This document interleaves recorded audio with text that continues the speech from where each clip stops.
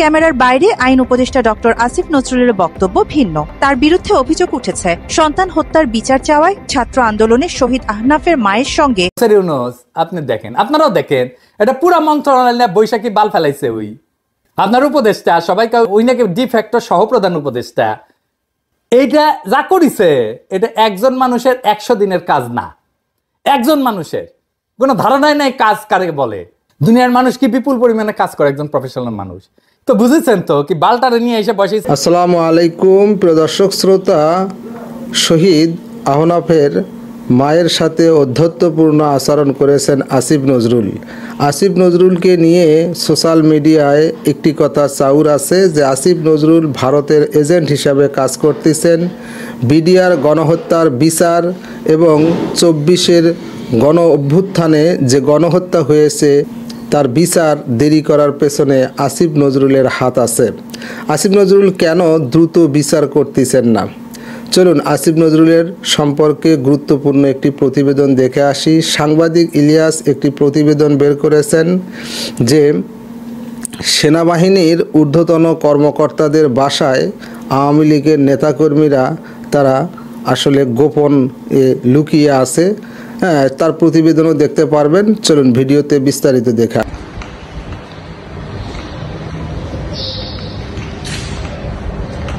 এটা হচ্ছে ওনাদের এয়ার গাড়িটা, এই যে এটা হচ্ছে আপনার এয়ার না ওনাদের তো এই নাম্বারটা তো আমাদের।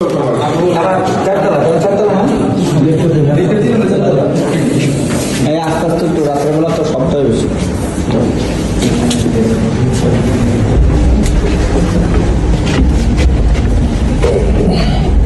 আপনারা কোনো ইটি করেন না?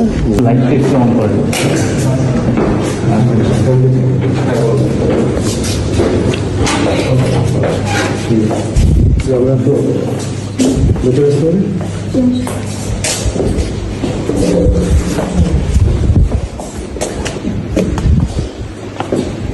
বাসায় কে আছে? বাসা আমি আমার ভাই আছে। ক্যামেরাটা অফ করতে পারবেন? বলুন, কথা বলছি, সমস্যা নেই। এইভাবে আপনি একটু গেঞ্জি পরেন। আচ্ছা, এই বাসায় কে থাকে? এই বাসায় আমরাই থাকি। আর কে থাকে? আমার আব্বু আম্মু থাকে সাথে। আপনার আব্বু আম্মু কই? আমার আব্বু আম্মু তো এখন বাসায় নেই। না, আমি যে কই? ওরা আছে, চলে গেছে বাসাতে। কবে? আজকেই প্রথম আগে চলে গেছে। কখন? 10-15 মিনিট। ভিডিও হচ্ছে। কতক্ষণ আগে? 10-15 মিনিট হবে। এখন বাজে কয়টা? 3টা। 10-15 মিনিট আগে জি চলে গেছে। জি, গেট দিয়ে বেড়ে গেছে। বিয়ে হয়েছে কোন দিন দিয়ে আমি জানি না।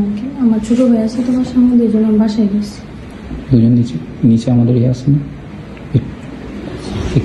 একজন নিচে চলে যান। ছাদের উপরটা আলী হোসেন শিশির। তিনি কোথায়? উনিও চলে গেছে বাসায়। আমরা একটু দেখতে পারি? হ্যাঁ দেখেন, সমস্যা নেই, দেখেন দেখেন। ছাদে আছে, আপনারা দুজন ছাদে যান, ছাদে যান।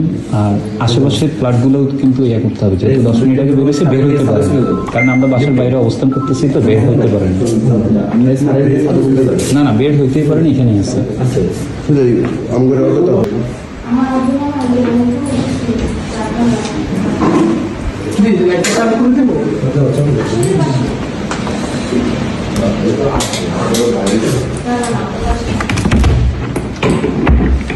বক্সগুলোতে দেখেন, উপরের বক্সগুলো দেখেন।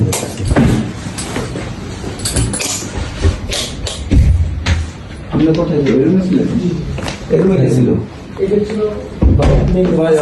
এদিকে ভিডিও অন করে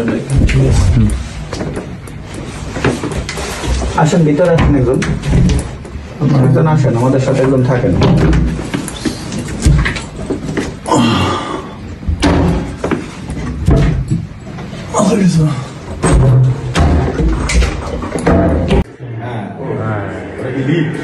না না, লিফট না,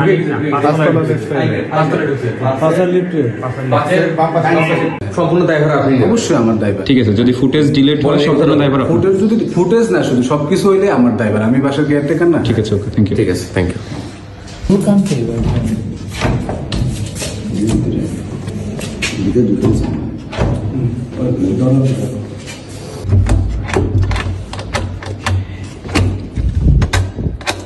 এক্সকিউজ মি, কেউ যদি থেকে থাকেন আসেন, কথা বলেন, বের হন, নাইলে আমরা কিন্তু দরজা ভাঙতে বাধ্য হব। আপনারা যদি ভিতরে কেউ থেকে থাকেন একটু কাইন্ডলি একটু কোঅপারেট করে বের হন, নাহলে আমরা কিন্তু দরজা ভাঙতে ইয়া করব।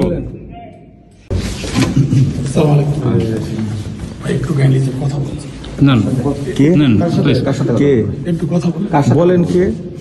ভাই আমি তো স্যার আসলে সামনে আসেন, সামনে আসেন। জি, বলেন। মহিলা বন্ধ করে আপনি একটু আসেন ভাই, আপনি না বলেন, আমাদের সাথেই বলেন। তাহলে আসেন, আপনার মহিলা বন্ধ করে দেন ভাই, আমরা ভাই নীরব না, নিরীহ মানুষ বলতে তো আপনি হবে না। আসেন, আপনি মোবাইল বন্ধ করে দেন ভাই, না না, আমাদের এটা এটা এটা মোবাইল বন্ধ করে দেন, সমস্যা নেই। সমস্যা নাই, বলেন, আপনি বলেন। মোবাইল চালু থাকুন, সমস্যা নেই। না না, মোবাইল চলছে, মোবাইল রেকর্ড হচ্ছে, রেকর্ড হবেই, আপনি রেকর্ড হবে। ভাই আমরা কিন্তু ভাই, আমরাও কিন্তু বৈষম্যের শিকার ভাই। আমার ব্যবসা সব বন্ধ। সেটা আপনি, সেটা পুলিশ দেখবে, প্রশাসন দেখবে, তদন্ত শেষে দেখবেন। আল্লাহ আপনি আমার সাথে একটু কোঅপারেট করেন, চলেন। আপনি, উনি মহিলা মানুষ, ওনাকে কষ্ট দেন, বাসায় পৌঁছে ভাই, এতটুকু আপনার কাছে আল্লাহ আসে। বাঁচতে ভাই, আমরা আপনি সিম্পাথি দেখায় তো লাভ নেই ভাই, সিম্পাথি ভাই, দেখায় আমরা কিন্তু কোনো অন্যায়ের সাথে জড়িত না। আমরা কোনো অন্যায়ের সাথে জড়িত না। ভাবি শোনেন, ভাই একটু মোবাইল রাখাই ভাই, আপনার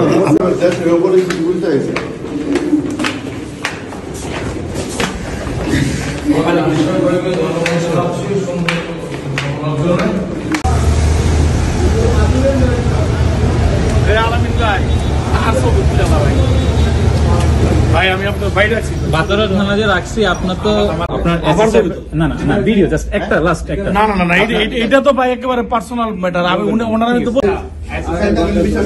উনি যাবে ব্যবসায়ী মানুষ, এটা খুব ইম্পর্টেন্ট, এটা হইতাছে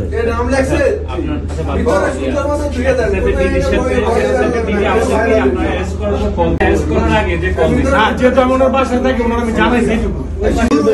আমি ব্যবসায়ী মানুষ, আমি ওনার প্রস্তাব দিয়েছি।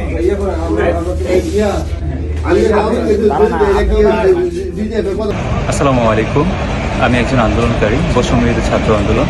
গতকাল রাতে একটি ইনফরমেশনের ভিত্তিতে আমরা বৈষম্যবিরোধী ছাত্র আন্দোলন স্টুডেন্টরা কে ব্লকের 19 নম্বর রোডের একটি বাসায় আমরা আসি। আমাদের ইনফরমেশনটা ছিল যে আওয়ামী লীগের আলী হোসেন শিশির, যিনি আওয়ামী লীগের কেন্দ্রীয় শিল্প এবং বাণিজ্য বিষয়ক উপকমিটির একজন সদস্য এবং নরসিংদী 1 আসনের থেকে আওয়ামী লীগের এমপি ক্যান্ডিডেট ছিল, এবং তিনি নরসিংদী জেলা আওয়ামী লীগের প্রচার সম্পাদক, এবং তিনি ওনার বিরুদ্ধে কয়েকটি হত্যা মামলা আছে, 4টি হত্যা মামলা আছে, 2টি হত্যা চেষ্টা এবং 2টি হত্যা মামলা। তো পরবর্তীতে আমরা পুলিশের সহযোগিতায়, পুলিশের প্রশাসনের সহযোগিতায় 2 থেকে 3 ঘন্টা আমরা বাসাটি ঘিরে রাখি। পরবর্তী পুলিশ প্রশাসন আসার পরে আমরা বাসাটাতে যাই। যাওয়ার পরে প্রথমে আমরা বাসাটাতে যখন যাই, সর্বপ্রথম অনেক কাহিনী আমাদেরকে করতে হয়, বিভিন্ন জায়গা থেকে দলীয় একটা চাপ থাকে। বিএনপির কিছু নেতাকর্মী ছিল, আমাদেরকে করতেছিল, বা পরবর্তীতে একটা সময় তারা চলে যায়। পরবর্তীতে আমরা স্টুডেন্টরা, বৈষম্যবিরোধী ছাত্র আন্দোলনের স্টুডেন্টরা পুলিশ সহযোগিতায় আমরা বাসার 3 তলার ফ্লোরটাতে উঠি। ওঠার পরবর্তীতে আমরা ওই ফ্লোরে অনেক খোঁজাখুঁজি করেও আমরা তাকে পাই না। তার পরবর্তীতে আমরা সিসিটিভি ফুটেজ আমরা চেক করি, নিচের বিল্ডিংয়ের ম্যানেজারের ওইখান থেকে আমরা সিসিটিভি ফুটেজ চেক করে আমরা পরবর্তীতে 4 তলায় একটা কক্ষতে যাই আমাদের সিসিটিভি ফুটেজ অনুযায়ী। সেখানে আমরা আওয়ামী লীগের সেই নেতাকে পাই। তার পরবর্তীতে তিনি সর্বপ্রথম যখন গেটটা খুলে, আমরা পুলিশ সহ প্রায় 5 থেকে 10 মিনিট হচ্ছে আমরা ওনার এয়াতেই কথা বলতেছিলাম যে প্লিজ দরজা খুলেন। উনি কোনোভাবেই দরজা খুলতেছে না। আর উনি মেনলি হচ্ছে ওই দরজা খোলা আগে অবস্থায় ওনার ফোন থেকে, ওনার ফোন অফ ছিল, ওনার মেয়ের ফোন থেকে বা বিভিন্ন জায়গা থেকে কল আসতেছিল, ওনার মেয়ে শুধু বারবার ফোনটা হাইড করতেছিল। যাই হোক, সেটি আমাদের দেখার বিষয় না।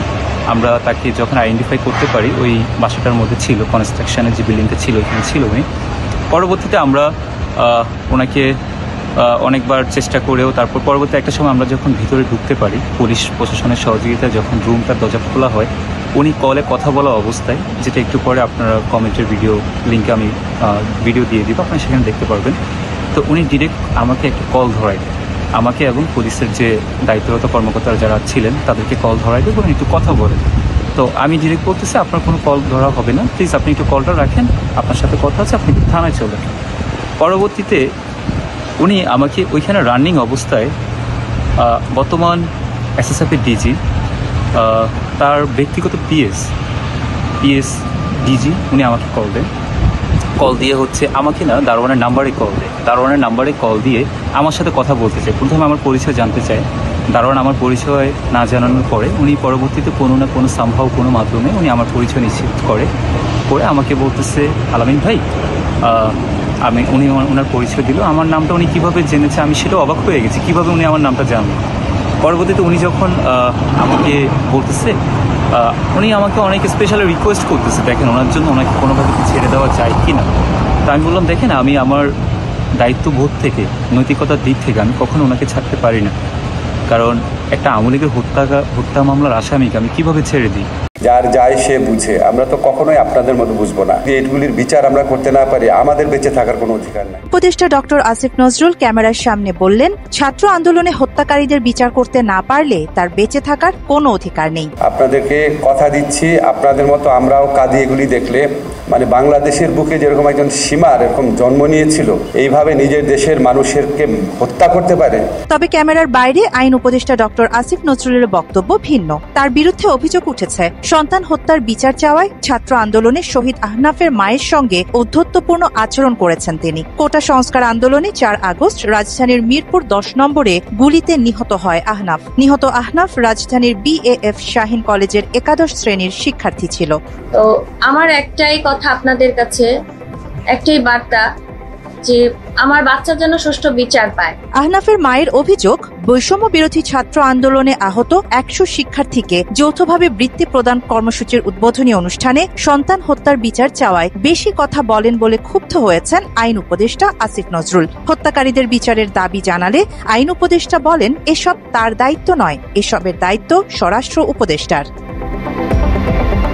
এদিকে বৈষম্য বিরোধী ছাত্র আন্দোলনকে বিএনপি জামায়াতের আন্দোলন বলা যাত্রাবাড়ী গণহত্যার অন্যতম নায়ক র‍্যাব ১০-এর ফরিদ উদ্দিনের বিরুদ্ধে কোনো ব্যবস্থা না নিয়ে তাকে র‍্যাব হেডকোয়ার্টারের ইনভেস্টিগেশন উইং এর CO হিসেবে পদায়ন করা হয়েছে। কোনো সাধারণ শিক্ষার্থী নাই এখানে, সমস্ত সরকার বিরোধী লোকজন এখানে এসছে রাস্তায়, এরা বিএনপি জামাতের লোকজন। মাত্র ৩০% টাকায় জমির মালিক হয়ে নতুন বাংলাদেশের গড়ে তোলার স্বপ্ন দেখা বাংলা বসতি। হত্যাকারীদের বিচার চাওয়ায় শহীদ শিক্ষার্থী আহনাফের মায়ের সঙ্গে ঔদ্ধত্যপূর্ণ আচরণ এবং দোষীদের বিরুদ্ধে ব্যবস্থা না নিয়ে পদায়ন করায় ক্ষুব্ধ সাধারণ জনগণ। আরিবা জাহান, বাংলা এডিশন। প্রদর্শক শ্রোতা, ঢাকা ক্যান্টনমেন্টে হাসিনার মন্ত্রীরা আটক গোয়েন্দা তথ্য দিলেন লেফটেন্যান্ট কর্নেল মোস্তাফিজুর রহমান এবং আসিফ নজরুল সম্পর্কে গুরুত্বপূর্ণ তথ্য জানলেন। এ বিষয়ে আপনার মতামত থাকলে কমেন্ট বক্সে লিখবেন। আজকে এ পর্যন্তই, আল্লাহ হাফেজ।